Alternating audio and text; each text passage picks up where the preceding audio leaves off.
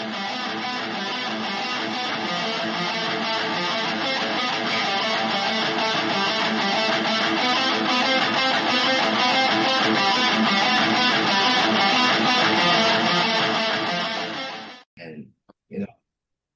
oh, there we go. Recording in progress. I hit the button, but not that button. Yes, exactly. That was great. Hey, we're all rookies here. All right. Welcome, Christian Metal Group. My name is Jimmy Sarles with the Christian Metal Group admin. Yes, and I'm Jay Goodwin, aka Joel, and I am one of the moderators, and we are part of the leadership team for the Christian Metal Group. That's right. And today we have Patrick with us, better known as a PFunk. He is with the band Faithhead, so we're happy to have you here. And I just want to learn a little bit about you and your band. So, Patrick, tell us a little bit about yourself. Where are you from, and did you grow up in a musical home, and also did you grow up in a religious home? Yes and yes. I grew up in a little small town called Sail Creek, and which is about 30 miles north of Chattanooga, Tennessee. Sounds like a small town. Yeah, very small town. Farming town, farmer, still farming, still living on a farm. Cool. Yes, my father and my mother, devout Christians. We grew up in church very much. Music was a part of that. My dad's a piano player. My older brother, my only sibling, is a guitar player. And so I picked up the bass around 12. I didn't really get serious until like I was 13. And I've pretty much been playing music ever since. Oh, nice. My early years of playing music, I cut my teeth playing gospel hymns. I was in a gospel group. We kind of played around the Southeast. I was playing bass in it. Okay. So a lot of the old classic hymns, I know them all. Yeah. So, awesome. But yeah, that's kind of where I come from. Awesome. Yeah, that's pretty cool. So as far as I think a lot of people growing up in church, of course, started playing gospel hymns, and I'm definitely one of those also for sure. Now, somewhere along the way, of course, you transitioned into creating metal music or playing metal music. So what was the first song you learned of metal? What's the first song you heard? Let's talk about the metal journey. But yeah, I'm especially interested what's on like the first song you heard and the first song you learned to play. Well, that's kind of it's interesting. Before I even started playing music, when I was 6, my aunt was living in upstate New York, and she married a guy up there, and he introduced me and my brother to rock music of a more formal sense. He's probably got one of the best vinyl collections that I've ever seen. It's like old Black Sabbath, Ozzy, and Rush and things like that. Yeah. And anyways, the first time that I really paid attention to rock music, and your paper's going to laugh a little bit, but it was Iron Butterfly in In-A-Gadda-Da-Vida. Oh, yeah, I love it. Yeah, that's a great song. There's that one part where it's like just the drums and the keyboards, and the guitars doing like this screeching and scratching and stuff. It scared me to death. And ever since then, I was like, yeah, I liked it. But to answer your other question, probably the very first metal song that I learned was Black Sabbath, Iron Man. Nice.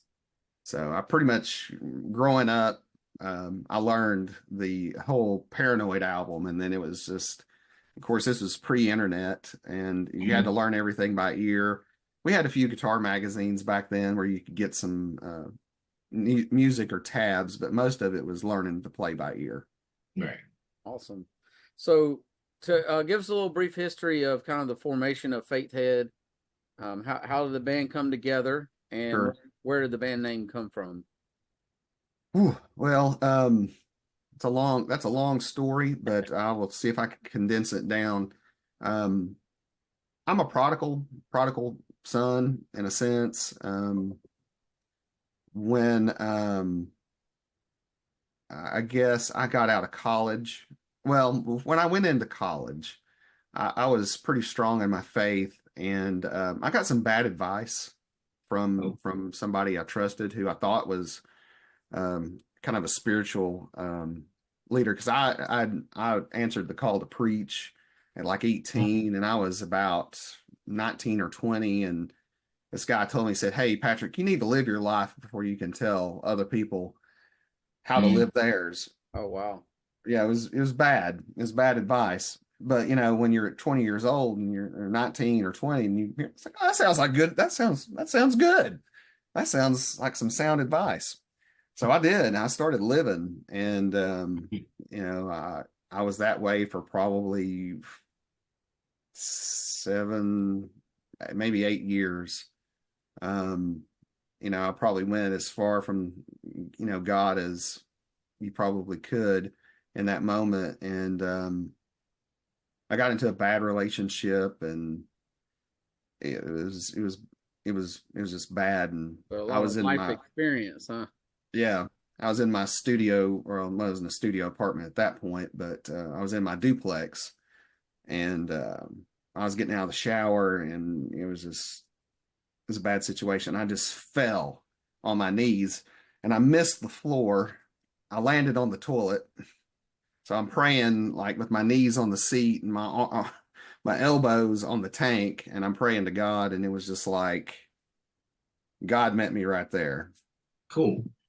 And it was probably the most um, real moment of, you know, of my faith up till then, because I thought I had just gone too far. Yeah. Mm. And so ever since then, I started crawling back, and I tried, I tried, I played music, obviously, still at that point. I'd been in many bands.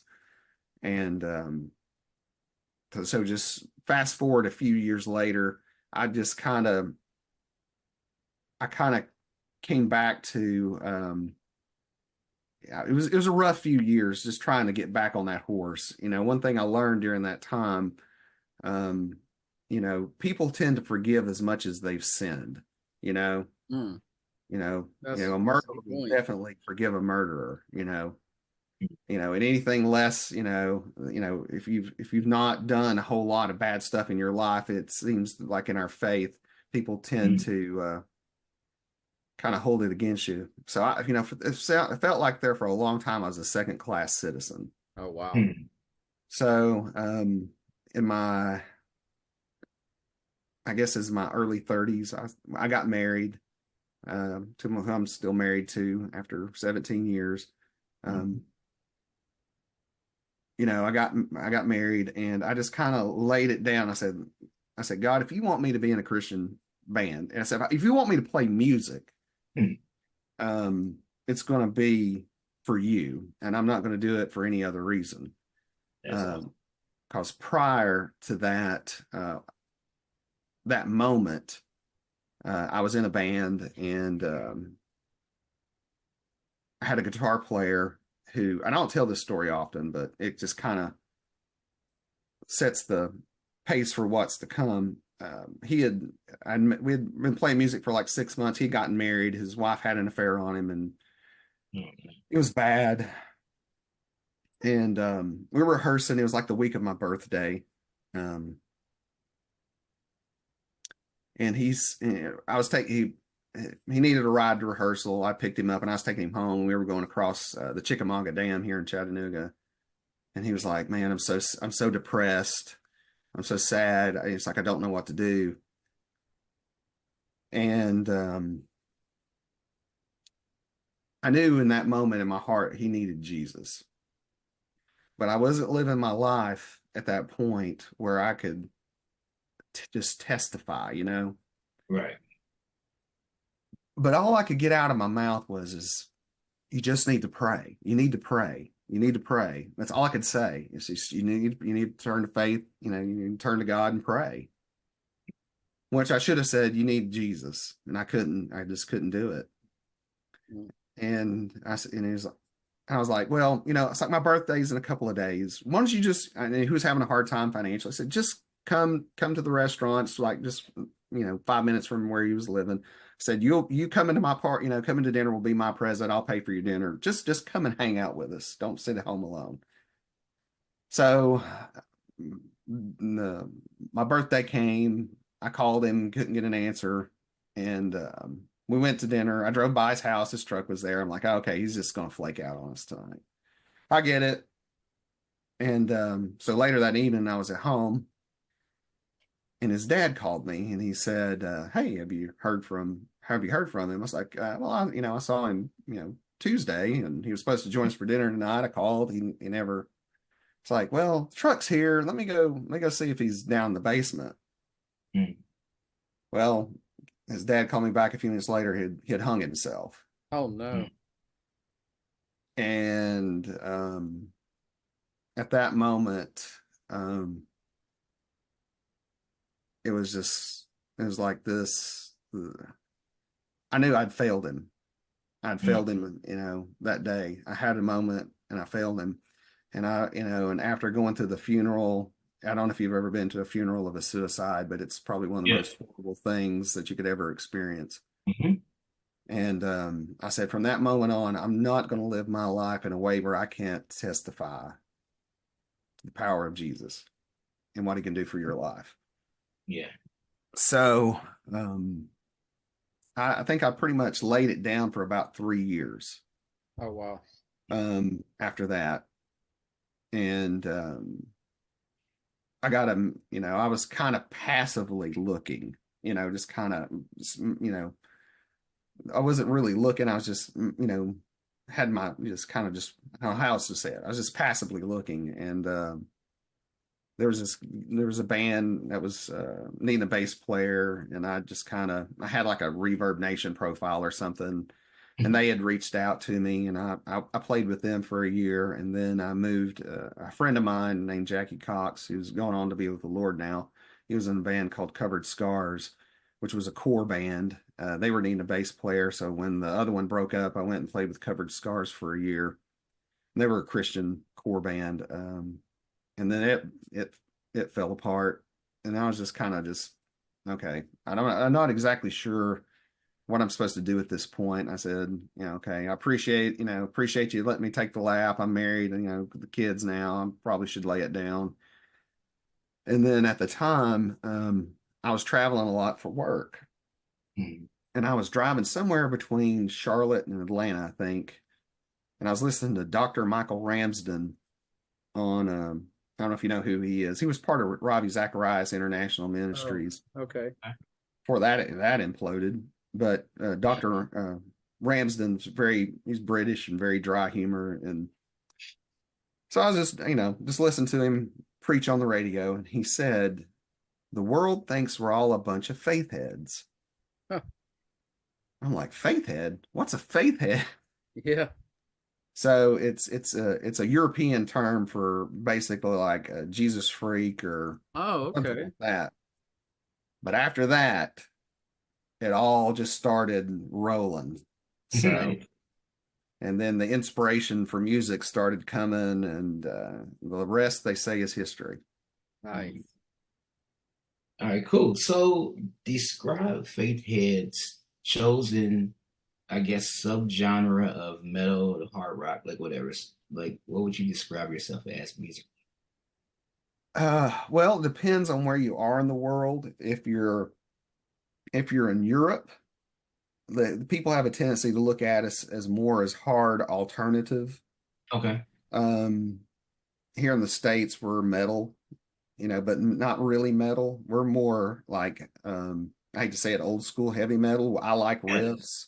I like hooks and grooves and things like that. Very riff based oriented. Where a lot of modern metal right now is just pretty much just syncopated, guitars and kick drum. That's right. Yes. Would you So, consider it which is you have not like bad. I mean, it's fine. I have nothing against that. I mean, I like some of it myself, but it's not what I write. Hmm. So when the inspiration for Faithhead came, I only knew of a few what I consider Christian rock or metal bands. To me, all I knew growing up in the South was White Cross, Bride were probably the Yeah, top two that I even knew, but no, yeah, no one was like the big four. You know what I'm saying? right, Like right. Metallica, Slayer, or any Hmm. of those, Anthrax or Megadeth. That was kind of, that was where I cut my teeth as far as metal Yes, sir. music goes. Yes, sir. So it's so Faithhead really kind of came out of that because I'm Southern. Mhm. So it kind of came out of my Southern metal roots. Right. Yeah. So I if you listen to like Going to the Mountain when it was which was our first single that uh kind of put us on the map. Um, it took off in the UK, went to Germany, and they're like, by the time it got to the States, we're like, hey, we like this. They thought we were a European band, Oh but wow. no, we're from here in the States. But So, would you say that some of your songs have a punk element? uh, I would like to think so. I think the only song that really was intentionally written straight up punk was "Gotta Live It," but I think we've only played it like twice in our history. Interesting. I love punk. I love punk music. I don't get to do it like I would want. I've thought about doing like a side project, but Faithhead pretty much occupies all my musical time. So, Sure. but we're kind of like groove metal. Yeah. We're like Yeah. groove, Yeah. old school groove metal. It's like a mix of Soundgarden and Pantera is the best way I can Oh, describe it. nice. Okay. That's fair. That's fair enough. I definitely, hear a bunch of influences in the music for sure. I think you made a good point too. I think about modern metal versus classic metal. I think that I would say that two of the biggest bands to like influence the classic metal people is like everybody was either in the Iron Maiden or the Metallica camp, Yeah. or just the big four as you mentioned. And now I think everybody seems to be influenced by like Meshuggah. There's a lot of people influenced by that type of that vibe. And then of course like some of the emo bands. We were just interviewing Emery recently, and I'm thinking about some of that kind of stuff and how that um, kind of became a standard for like hard music. But yeah, having people that are influenced by the old stuff or the older stuff, I think it's important. Sure. Well, yeah. Some of that like Meshuggah is math rock in a lot of Mhm. ways. I can play that kind of stuff, but and I've written some of that stuff in the past, but when it comes to live performance, Mhm. it kind of takes the joy out of it because I want to if you've ever seen us live, we're lively. I don't Yeah. want to I don't want to stand my whole set here staring at my fingers, trying to make sure I hit the 30-second notes, Mhm. in a quick succession. But So you're the bass player in the band. So tell us like what are the other members? What are they? How many members do you have? And also, do you sing in the band? I'm sorry, say that last I part. said, do you sing Barely. Oh, Barely. really? Okay. Early. Well, we actually just went through a lineup change at the end of the year. Okay. Adam, who was on our single Aberrations of Reality, he's had a lot going on in his life. He just got through finishing with his master's. I think he's starting his doctorate um, in this year, sometime this year. I don't know exactly when he was going to start, and he's got a lot going on with his family. So he had to bow out, and Jimmy Webb, who was with us from 2018 through 2020, came back. So he's going to be on the rest of the album that you're going to be hearing. That's not the music Um, producer, is it? Jimmy, huh? is that the music producer? No, Jimmy. Jimmy Webb's the singer. I know, but there's a famous music producer named Jimmy Webb. Oh, Yeah, well, there it is. Okay, Sure. not the same guy. I'm not aware of that. I'm not aware of that, Jimmy Yeah, Webb. he worked But with Amy Grant and some others. Yeah. okay. Yeah, I don't know him, Okay. but Jimmy's back on vocals. Dale Adams, who's been playing drums for the last handful of years, he's still with us. We've added two new guitarists. Nice. Tyler Anderson. He came on about a year ago and has brought a lot of that new math rock kind of element to us. He's a very technical player, which I love. I love his solos that he's done, especially on Aberrations of Reality. It's really good. And then we've got LeBron Estrada, who came on about just a little bit before. Well, he came on as the producer of the new album before Tyler jumped on, and he finally took the plunge at the end of the last year to actually come on and join the band, because he had filled in for some shows that we did at the end of 2023, and but he's right now behind the console helping us get the new music together, and he's done a really great job. Nice. And he and I are kind of cut from the same cloth in that aspect. I can say, that song by Black Sabbath, or, that song by such and such. And he can go, oh, yeah, I know that. So that helps a lot. But LeBron has done a really good job getting the music together. So awesome. Cool. Yeah. But that's the current band. Okay, cool. So, let's talk. I was about to talk about the loud stuff, but I'll save that question. Let's talk about musical influences. You already mentioned like Sabbath and Pantera and stuff, but like, is there like I guess a bucket of like influences that you draw from or whatever? Sure. Both on the secular and Christian side, actually. I'm kind of interested. Yeah, well, and as a bass player, like a specific bass player. Yo, that's also yes, absolutely, as a bass player, because we don't. Well, I've got. Well, you got your standard, Cliff Burton, Metallica, Steve Harris, Iron Maiden. Geezer Butler was a big influence in the beginning. If you listen to me and you listen to Geezer, you'll hear a lot, but you don't get a name like PFunk without having some alternative influences. I love funk bass. Nice. I've got Parliament Funkadelic on vinyl. Oh yeah, me too. Got some Bootsy Collins there. Oh yeah. Les Claypool was a big one. I liked Stu Ham. Kind of came before Les Claypool, because Stu Ham was kind of, he's as an instrumentalist, he's kind of a perfectionist. And then I got into Les Claypool, who I hated at first because it was not a perfectionist. I mean, his music was very random and very just inconsistent. And it took me a couple of months to grasp what they were doing. And then some people, compare me to Flea. Flea is not that big of an influence. But I mean, that, I would say there's, Chili Pepper songwriting does, kind of influence me as a band, but not necessarily as a bass player.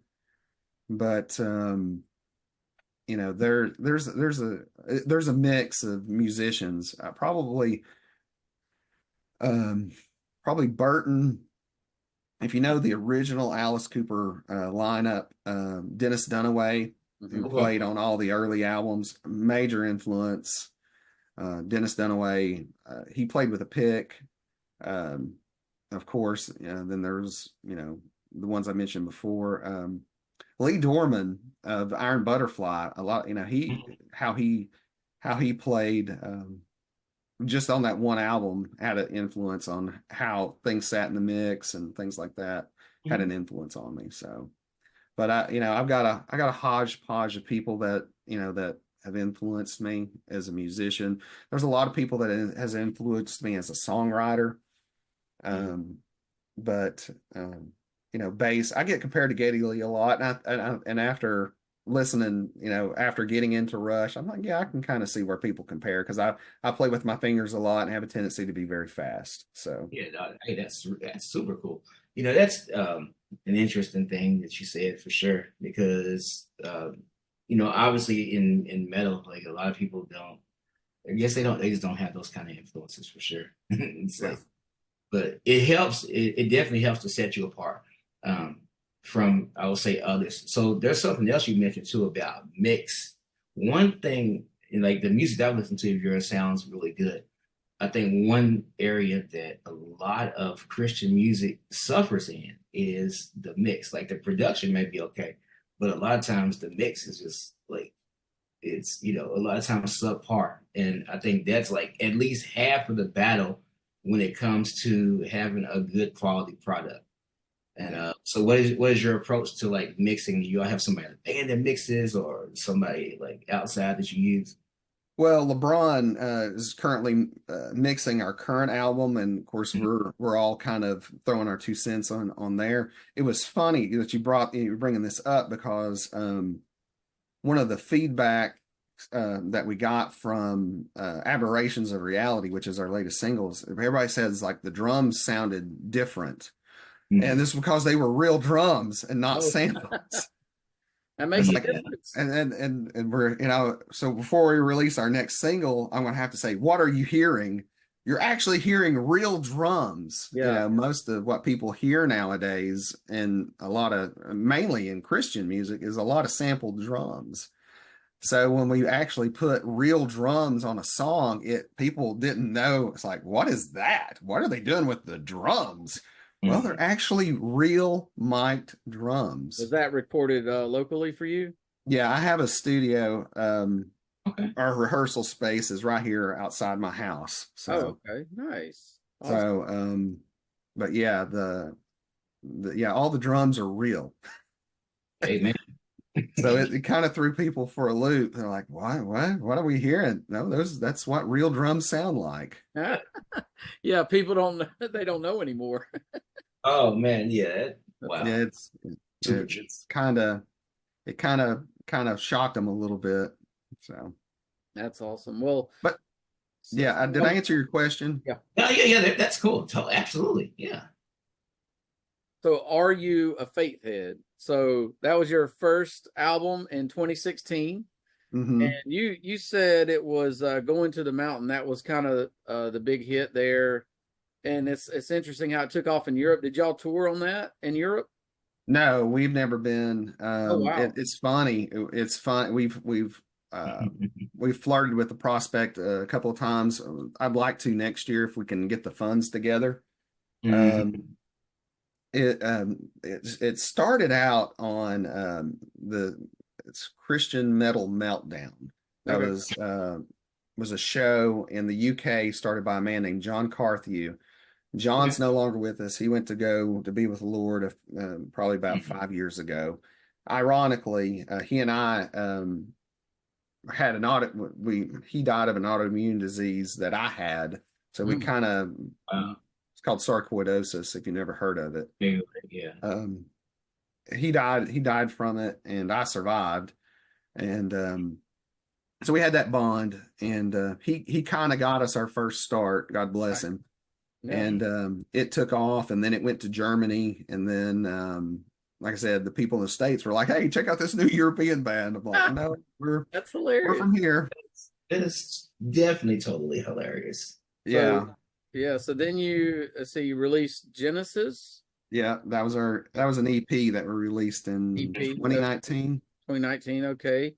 And then I see after that Born Again, Yeah, Born Again. 2016. Yeah, Born Again was basically we took the songs had evolved so much from. Well, I kind of have to let me explain this a little bit. So back in 2016, oh well, when we uh, when we put out our single "Going to the Mountain," Okay. it got such a response. The radio stations were like, "Hey, we need another single." And then we Mhm. put out one and this was all home studio stuff up to this point. We were just recording it in ourselves. And then we put out another one in Europe called Peacemaker. Mm. And they're like, we need another single. And then I forget what the other one was after it.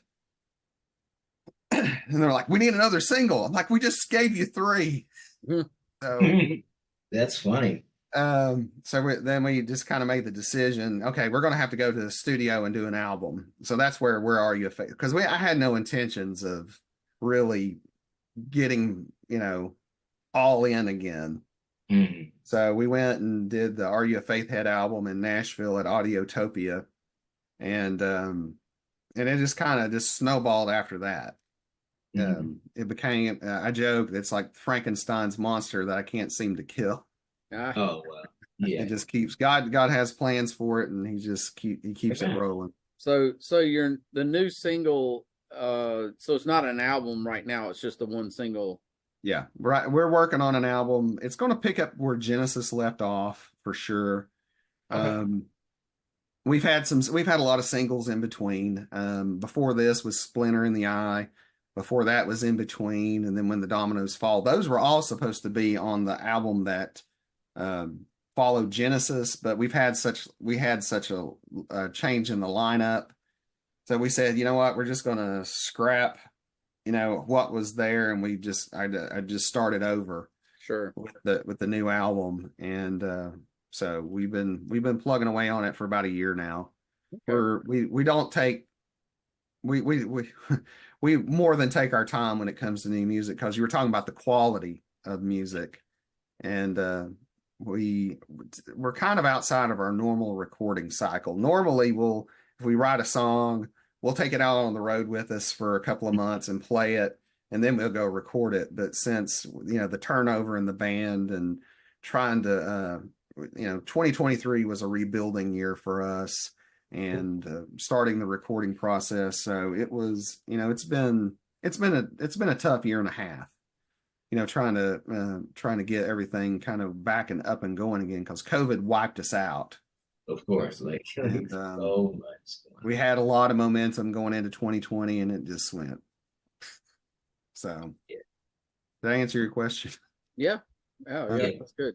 Cool. So let's jump into more about live performances. How long have you all been playing live, and how often? And what's next as far as tours or anything? Sure. It's funny because we were talking before. He was telling me he was in South Carolina. I was like, we played our Yeah. first show in Spartanburg, South Carolina, Mhm. in April of 2016. Mhm. So we drove 4 hours to play 4 songs. So we've been playing since 2016. There was one time we did 20 plus, almost 30 shows a year leading up to Okay. COVID. We played a lot. Not so much. We didn't play any shows last year. Okay. Our last live show we just played the weekend before up in North Carolina at the Upper Room, Okay. Statesville, North Carolina. We played Yeah. with Tricord and 12 Spies, two great bands. If you haven't Yeah. check them out. Tricord and 12 Spies, great guys, great bands, good music. So, but Yeah. we we kind of had to play the show to let people know we're still around. So, Yeah, for sure, for sure, for yeah, sure. but So I have another touring question. What are, like, just in your personal experiences, what are the perks of touring? What are the pitfalls of touring? ooh, that's a great question. The last time we did what I would consider a tour was back in 2022.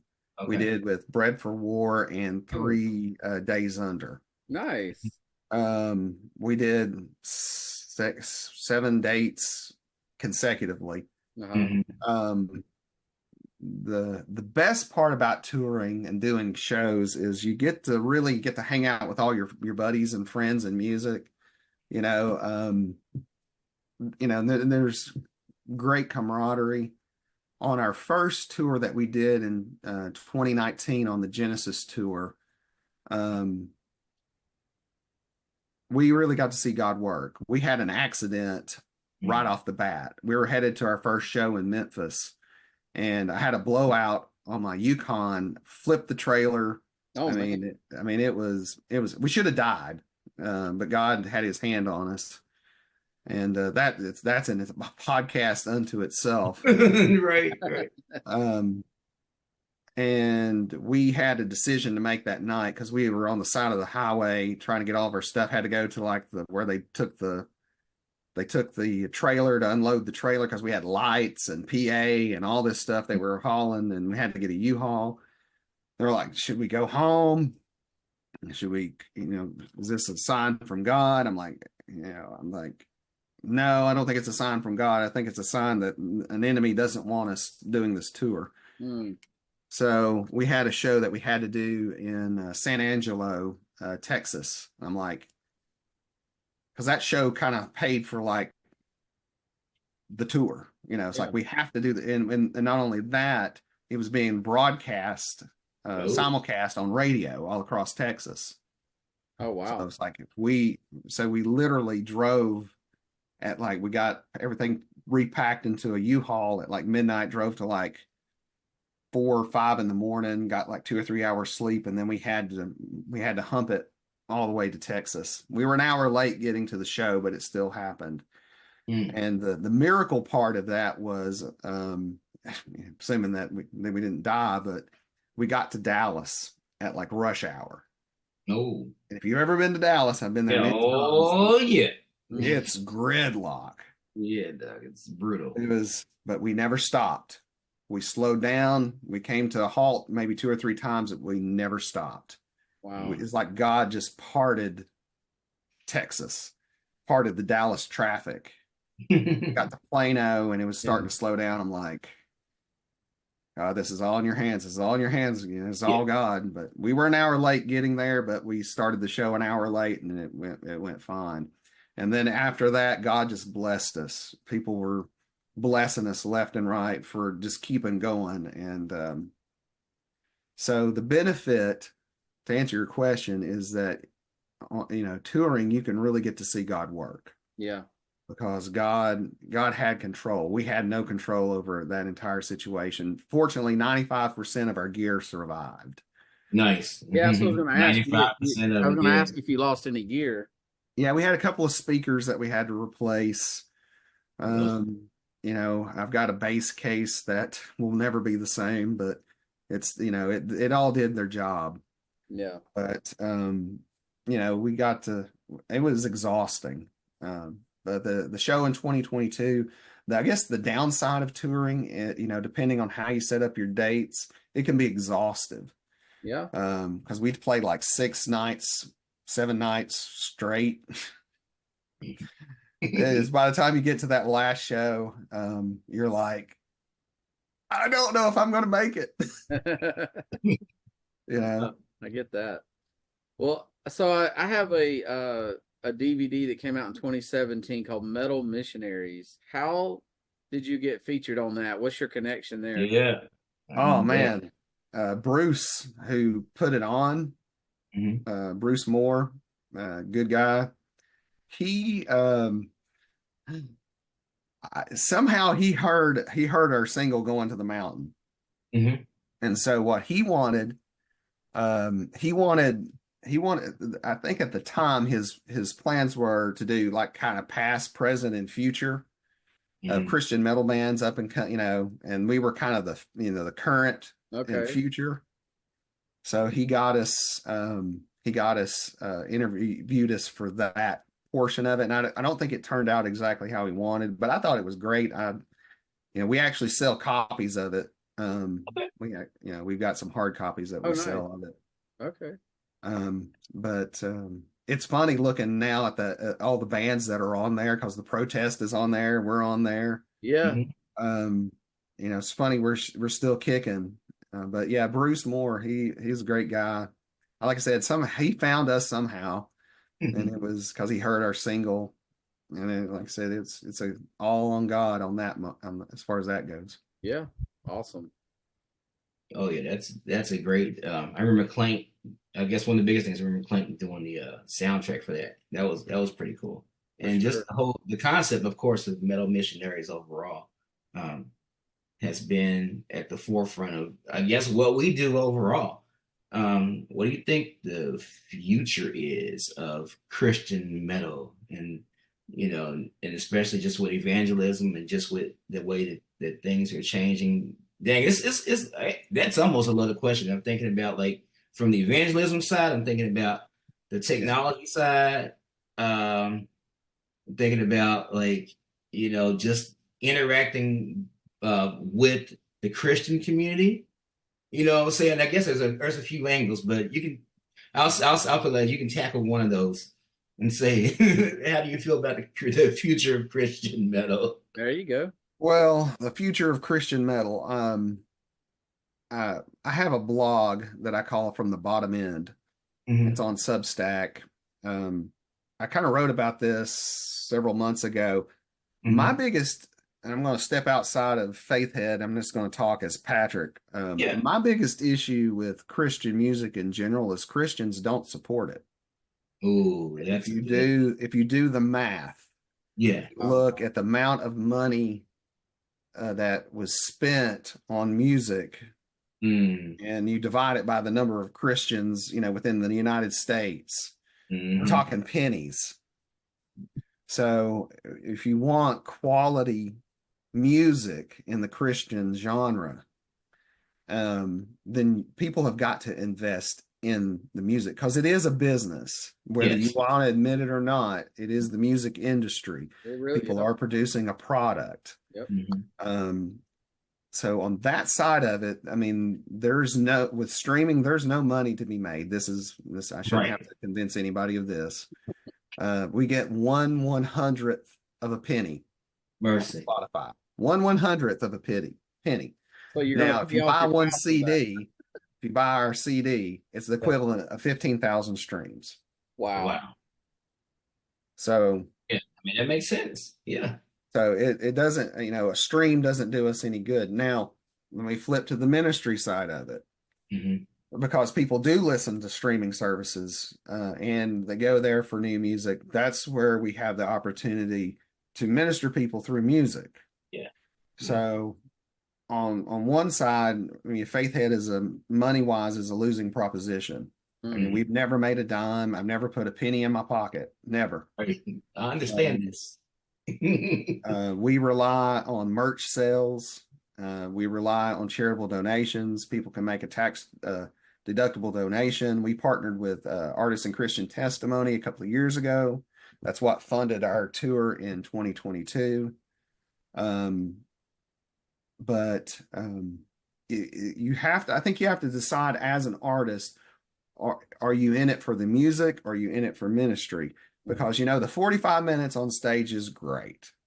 I Right. love it. It's awesome, but the ministry part of it always happens off stage. Yes. I Sure. And understand. we've never failed to have somebody come to a show that wants to talk to us. Yeah.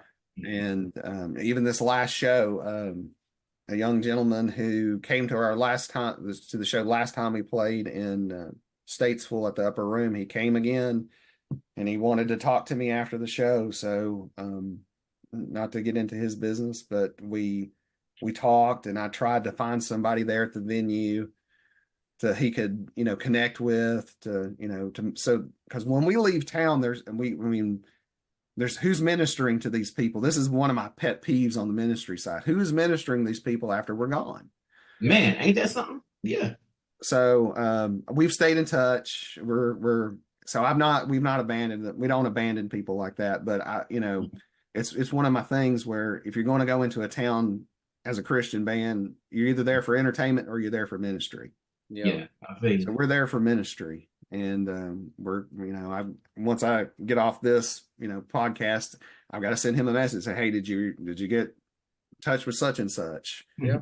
Yeah, So that is and don't get me wrong, we're not like super saints. I'm not right. floating around orbiting from place to place with praying hands with a halo glowing. Oh, Right, I'm right, right, just as flawed as the next guy. I mean, I'm just as as the Christianese goes, I'm just a sinner saved by grace. I've got my issues. yeah. I've got anger problems just like everybody else. right. No, you Those bring up that's the cross I bear. But we try to minister off stage. The yeah. music is just what gets us there. Hmm. In reality, we're just a t-shirt company that goes around selling t-shirts and playing music. Yeah. Oh, yeah, for sure. You actually brought up like a very good point. I just remember I've worked with I guess a bunch of evangelistic crusades and stuff, like just to the point where like I've actually literally had to sleep in tents with my dad, like, during different times or whatever. for evangelist crusades. I think that a lot of times people do go through towns, just like you were saying about bands, and it's been a problem for me to be like, okay, y'all come through town, and then after that, once people get saved, they a lot of times don't have somewhere to go, For sure. Yeah. or someone to connect with. I know sometimes people might be like connect with a Bible believing church or whatever. You're nearest Bible believing church, but yeah, that part of keeping up with people is so important. Yeah, it's pointless if you don't have some sort of support system there in place, because otherwise you're just a musician. Yeah, You're not a metal missionary if you're not actually doing the gospel work, the missionary work. And I promise you, there's times when I've gotten off stage and I'm just like, I'm exhausted after 6 hours, 7 hours in a car. There's been moments where it's like, do I want to sit and listen to this this person's problem for an hour? Well, that's why I'm there. Otherwise, I'm Jonah. You know, yeah, for sure. Man, that's so it is good. I mean, taxing. I used to book and promote shows in the area here a long time ago, and one of the things that whenever I always had volunteers helping, because it takes a lot to put on a show, and I said, these musicians, some of them may have a bad attitude, but give them some grace, because you don't know if their dog died at home. You don't know what they're going through. Right. I mean, I definitely dealt with some people that didn't have the best attitudes, but I'm seeing them 4 or 5 hour window out of their whole week. So it's not like that's who they are necessarily all the time. But that's a good thing. I mean, you got to know why. You got to know your purpose. You got to know why you're there. And that's why it's important when you're on the road is to have somebody like a Pastor Bob Beeman in your life. Yeah. You know what I'm saying? For sure. Yeah, and I think one of the reasons why I talk about that probably more often now, because when we were on tour in 22, we were leaving Ohio, and there was somebody there, and I was like, well, who's going to minister to this person after we're gone? Who's our contact? We booked venues, but we didn't have a support system. Right. If we talked to somebody. So I don't want to say it stuck in my craw, but it definitely stuck in my mind. That I'm making sure that we have somebody there that can minister after we're gone. All right. Well, I got one more music related question, then we're going to move on to the last few. And so what is your favorite concert you've been to? Who have you seen that's like blew your mind? And then if you could tour with any band, what's your dream band that you would tour with? Ooh, that's a tough one. I probably, I'm old enough to remember that there was this back in 1988 when Motley Crue did their Girls tour. Okay, yeah. They had this young upstart band called Guns N' Roses. Oh, wow. Yeah. I saw them. It was right when I started playing music too. Wow. They came to Chattanooga on the Girls tour. Huh? Axl Rose could sing. Yeah. Well, I remember I was standing right under Duff McKagan. I remember him like flicking guitar picks and like hit me in the face. It was great. That's cool. Yeah. So they were pretty awesome back in their heyday. But I'm going to say the best show. There's two shows that I would say probably the best that I've ever seen. Alice Cooper is always great. Yeah. If you've never seen Alice Cooper, I've seen him live 3 times. Yeah, amazing. I haven't yet, but soon. Oh, dude, you have to see his show. Even if it's just him, you got to go. Strauss is amazing. I've seen her personal band too. Oh yeah. And then actually I'm going to go see a guy. I don't know if you've ever heard of talk about different influences. If you've ever heard of Junior Brown. Yes, I have. I'm not sure if I know him. Junior Brown. I'm going to go see Junior Brown tonight.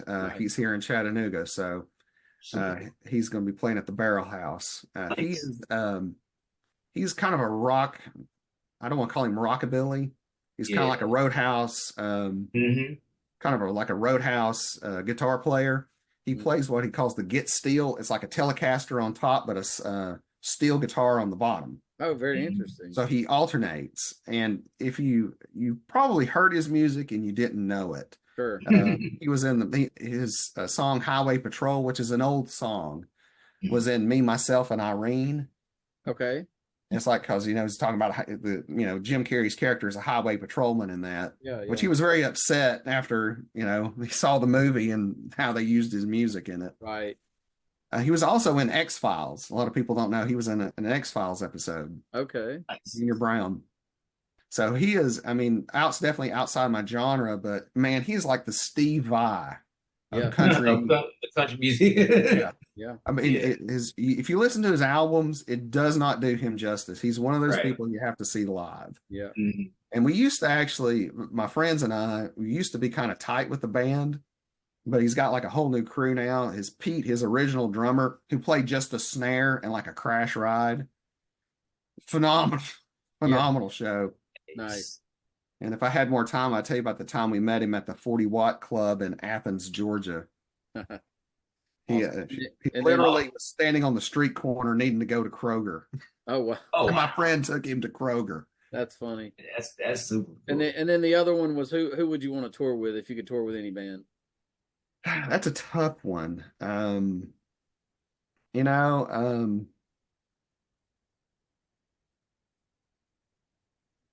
I'd have to think on that because there's probably Alice Cooper for sure, because I know some we're familiar with that camp and they're familiar with us, Right. and I kind of got some inside on what happens on tour there. So I'd like to hang out with the Coop and play cards with him. Oh, that'd be fun. I don't know. I've really been blessed, to play with some really awesome musicians, and probably some of the best people that I've played with have been in the indie music crowd. The guys in 3 Days Under, Bread for War guys, and so Becoming Sons, all those guys. We've done shows with them, and it's such a brotherhood. Yeah. Of people to hang out with. I can't say enough nice things. I have done shows with some prominent Christian rock acts that I will never do again. Yeah, I understand that. I'll tell you that story off camera, but Yeah, there's some really horrible people in the Christian music genre if Yes. you dig deep enough. We do know that. Yeah, I try not to be one of them. I know that's right. Yo, so I've been sitting here this whole interview like admiring your Star Wars collection in the background. Yes. So let's talk about Star Wars for a second. What got you into Star Wars? It's almost like a three-part thing. Hopefully, it's all short, but what got you into Star Wars? What got you into collecting? And how do you feel about there's been a lot of books written about like spiritual aspects of Star Wars. Oh, so sure.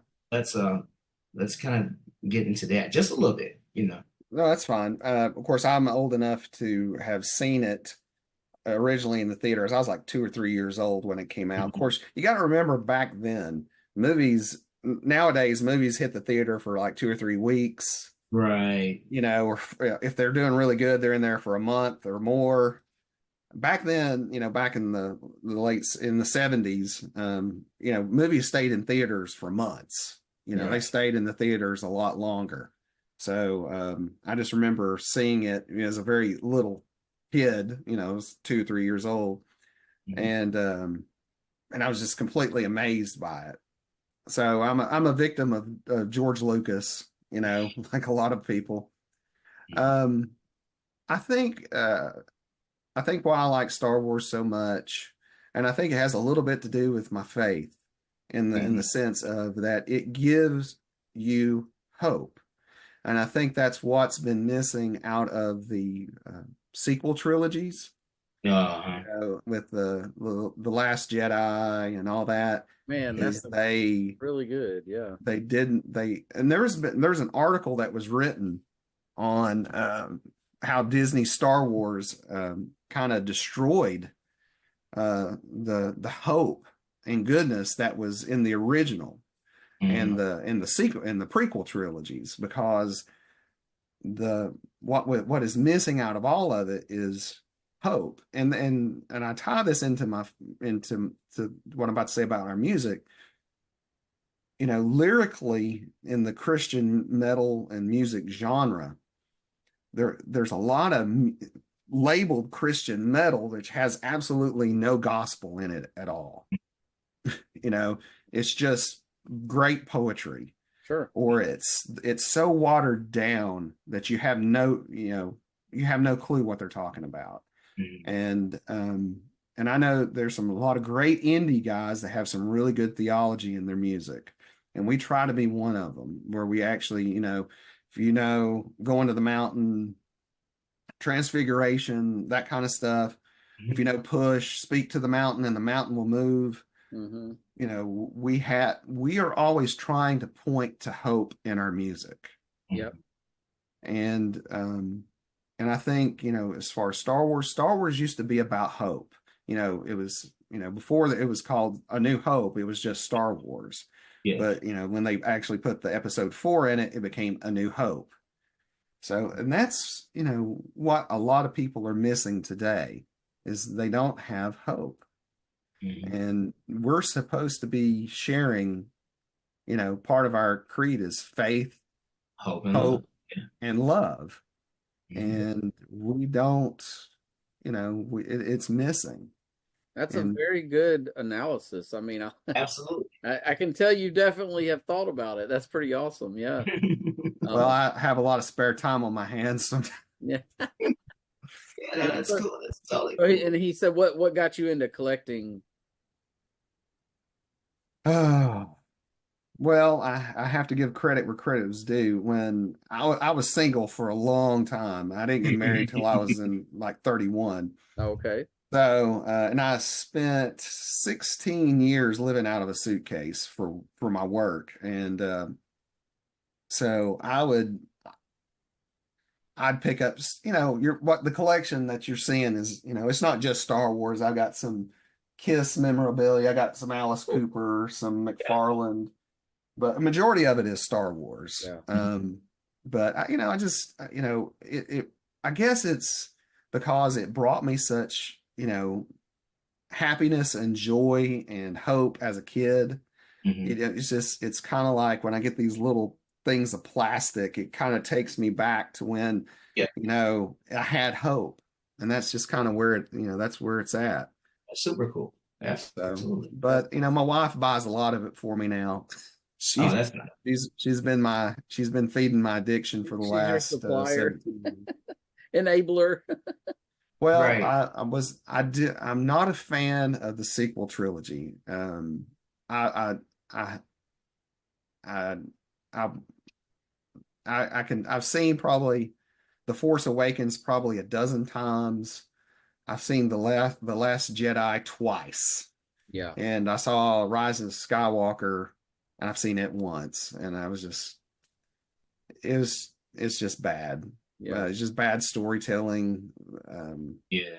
I mean, if you liked it, great. I'm old school. I didn't like Revenge of the Sith, Yeah. and that was, but I've become to appreciate it.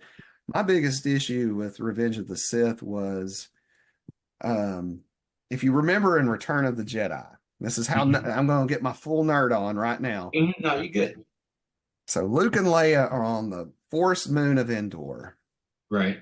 and Luke is kind of off to himself, and Leia comes to him and says, "Luke, what's wrong?" And Luke goes, "Do you remember your mother, your real mother?" She goes, "Yeah, just a little bit. She died when I was very young." "Yeah, like minutes after you were born."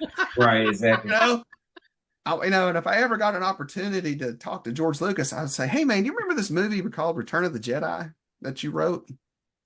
Please tell me how that made sense in Revenge of the Sith." Yeah, this is an interesting segue, but there is a like comic book explanation for this. Like the current comic book series, I think is bridging the gap between A New Hope and actually like Revenge of the Sith and A New Hope. Actually, I think the current one is actually bridging Empire Strikes Back and Return of the Jedi. But somewhere along the way, according to it's supposed to be canon now, like uh what's her name?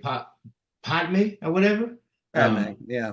Yeah, I couldn't. I was totally pronouncing that wrong, but yeah, she had like some maidens that like reconfigured themselves to look like her, and they helped to like take care of them in her death. Like Yeah, and Darth Vader went after them actually to destroy them once he found out what was going on. yeah, I've followed, I've kept up with the comics. I don't own any. I thought they were going to fix it in the Obi-Wan series Mhm. because I figured they would, because they I mean the bait and switch was you were thinking it was going to be about Luke, but it was actually about young Leia. I figured the what's the character's name? Um the main protagonist, and what was her name? So in Obi The Wan, Inquisitor, the female Inquisitor. What was her name? I can't remember. I can't think of it. Anyway, I thought she would. I figured they would have her kill Leia's Bail Organa's wife. I Mhm. figured that's how they were going to fix that plot hole in Jedi, but they didn't. Again, I'm showing my full Star Wars nerd here, but Oh, good. That's it's what all missed. I mean, it was, and I blogged about it too. It's like so many Okay. missed opportunities. I mean, Yeah, I mean, you could have. I mean, and they had so many missed opportunities with the sequel trilogies too. They could have had a whole line in there about, Ray saying, "Oh, who would want to kiss their brother?" Something like that. Mhm. Do you like the Mandalorian? I do love the Um, Mandalorian. That's the only thing that has given me hope. Yeah. Oh, so Mhm. there's some hope. I love Yeah, it. it started out great. It looked like Star Wars. Yeah. First season was great. Two kind of got kind of wobbly. That third season, they kind of lost it. Hmm. It kind of fell apart. I hated Book of Boba Fett. I was so stoked. It wasn't great. It wasn't terrible, but it wasn't great. Yeah. Boba Fett's kind of like my fave character. Hmm. So and I think what I hate about it is they took the mystery out of him. Mhm. I Yeah. think that's one of the reasons why, That's a because he good was point. just this lone gunman, and then he kept taking his helmet off. Yeah. He's only scary with his helmet on. Yeah. So Yes. what tell us one thing that nobody watching this interview may not know about you. Uh, Besides you collect Star Wars, because we know that now. man, I don't know. I think my life is pretty well documented, all my flaws, and uh, Well, I'm not talking about flaws, just something maybe something unique you did, or I don't know. well, Can you balance a basketball on your head or something? I mean, uh, I will tell you something that a lot of people do not know. I also have a career in the sword industry. oh, that's Nice. interesting. My day job is in cutlery, and Yeah. I'm known on television as Pat the Sword Guy. Yeah. Nice. Super So cool. if you ever watch Cutlery Corner Network, Uh, that's which is running like 24 hours a day, and you might see me on. I may be getting on air next week. They're talking about having me come over are and being you on the like in show the, next are week.